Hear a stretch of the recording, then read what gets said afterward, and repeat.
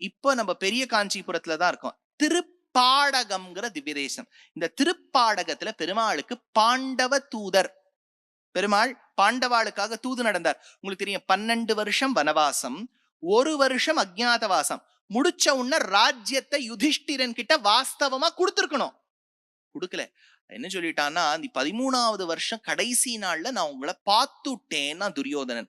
பீஷ்மர் சொன்னார், நீ பார்க்கல, நான் பக்கத்திலேயே இருந்தேன், பஞ்சாங்கப்படி நீ பார்க்கல துரியோதனா. துரியோதனன் ஒத்துப்பானா? அவன் ஜெயிச்சா அந்த யந்திரம் ஒரு தப்பும் பண்ணல, அவன் ஜெயிக்கலேன்னு அந்த யந்திரத்து மேலதான் தப்பு அப்படின்னு சொல்லக்கூடியவன். அதனால அவனும் சொல்லிட்டான், இல்ல இல்ல இந்த நாளே முடியல, நாங்கெல்லாம் பார்க்கவே இல்லை, நீ மறுபடியும் 12 வருஷம் போனோம்னுட்டான்.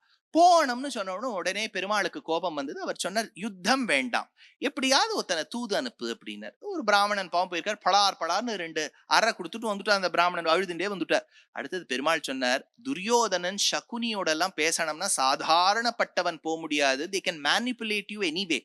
நான் உங்களுக்காக தூது நடக்கிறேன்னு பெருமாள் ஓலையை தன் கழுத்தில் சுமந்து கொண்டு தான் துவாரகாதீசனாக இருந்த பின்னும் பஞ்சவர்களுக்காக அந்த திரௌபதி என்கின்ற சகியானவள் குழலை முடிய வேண்டும் என்பதற்காக பஞ்சவரை பல வகையில் காத்தார் வந்தார் என்று முன்னோர் தூது வானரத்தில் வாயில் மொழிந்து பின்னோர் தூது அவனே ஆதிமன்னர்க்காகி சென்றான் என்ற பெருமான் தூது சென்றான். தூது போனார் இல்லையா, போன உடனே இந்த துரியோதனன் ஒரு இடம் ஒரு ஏற்பாடு பண்ணி வச்சிருக்கான். நிறைய கீழே ஒரு பெரிய பிட்டு மாதிரி பண்ணி அது மேல ஒரு கார்பெட் எல்லாம் போட்டு கீழே மல்லர்கள் எல்லாம் WWF சாம்பியனா நின்று இருக்கா. அந்த வே புரோட்டீன் 6 இந்த 6 பேக் அது இதெல்லாம் வச்சு ஜம்முன்னு இருக்கா.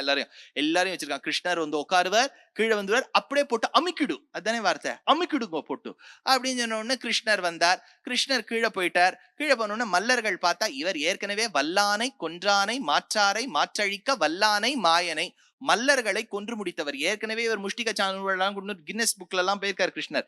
இவாளெல்லாம் கட்டி ஆழ்வது கஷ்டமா, அதனால எல்லா மக்களையும் ஜெயித்து தான் விஸ்வரூப காட்சியை கொடுத்தார். மடித்த காலோடு தானே பாண்டவதூதன் தூதனா வந்திருக்கேன்னு இளக்காரமா நினைச்சுடாதே, பஞ்சவர்களுக்காக நான் விஸ்வரூபமும் எடுப்பேன் என்கின்ற கோலத்தில் பாண்டவதூதர் வந்தார், இருந்தார் இல்லையா, அதே கோலத்துல இந்த திருப்பாடகம் திவ்யதேசத்துல இருப்பார்.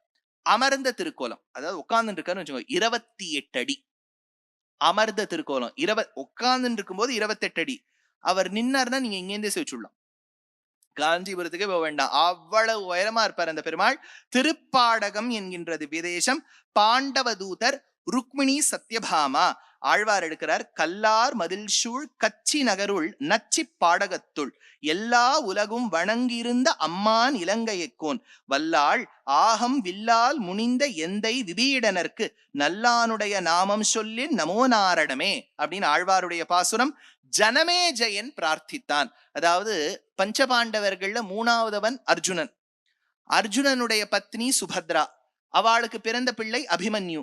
அபிமன்யுவின் பிள்ளை உத்தரகுமாரி மூலமாக பிறந்தது பரீட்சித். பரீட்சித்தினுடைய பிள்ளை ஜனமேஜயன். ஜனமேஜயன் ஒரு யாகம் பண்ணான். வெரி குட், எல்லாம் பாருங்க எப்படி டிப்ஸ்ல கேள். சர்ப்பசத்திரம்னு பேர் அந்த யாகத்துக்கு. சர்ப்பசத்திரம் முடிந்த பிறகு ஜனமேஜயன் பிராயஷ்சித்தம் தேடி குருவாயூருக்கு வரும் வழியில் இந்த திருப்பாடகத்துக்கு என் முன்னோர்களில் கண்ணா நீ பாண்டவதூதனாக இருந்தாயே, அந்த காட்சியை நான் பார்க்க வேண்டும் என்று சொல்ல காஞ்சிபுரத்துக்கு வந்த ஜனமேஜயனுக்காக அன்று எடுத்த பாண்டவதூத விஸ்வகோலத்தை பெருமாள் விஸ்வரூப கோலத்தை இவனுக்கு காண்பித்தார். ஆச்சரியமான பெருமாள். திருப்பாடகம் என்கின்ற திவ்ய தேசம்.